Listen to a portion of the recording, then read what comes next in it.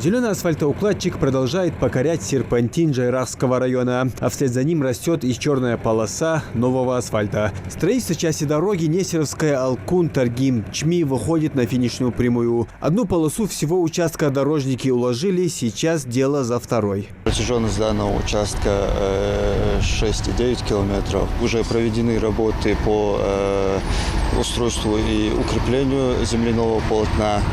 Сейчас продолжается работа по устройству асфальтобетона. Толщина минимальная, толщина 7 сантиметров, ширина дорожной одежды 7 метров.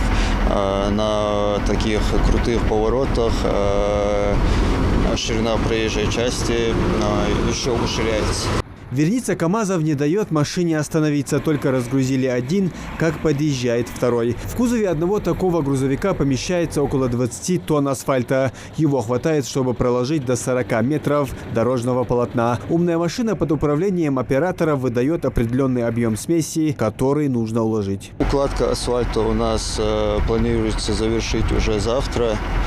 После укладки асфальта будут проведены работы по обустройству дороги. Мы планируем завершить до конца этой недели. Работы здесь начали неделю назад. Перерывы лишь на обед и молитву. Дорожники работают в режиме нон-стоп. Строительство дороги можно назвать безотходным. Старый фрезерованный асфальт здесь не остается без применения. При помощи него дорожники обустраивают обочину. Асфальт подвозят КАМАЗы, вываливают, и грейдер разравнивает, катками укатываем.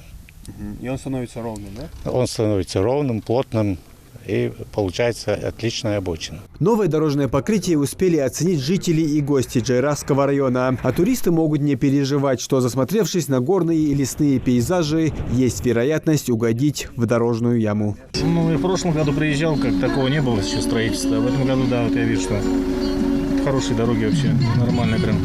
Проще ездить? Конечно, намного проще стало, вообще и удобно, и вообще. Откуда приехали? С Волгограда. Помимо асфальта и обочины, дорожники предусмотрели и кювет, который может помочь остановить машину на спуске в случае неисправности тормозов. Он же является и ливневым стоком, по которому с дороги будет стекать вода. Завершить все строительные работы планируют до конца недели. Здесь также должны установить дорожные знаки и нанести разметку. Муслим Ганиев, Адам Далаков, Новости 24.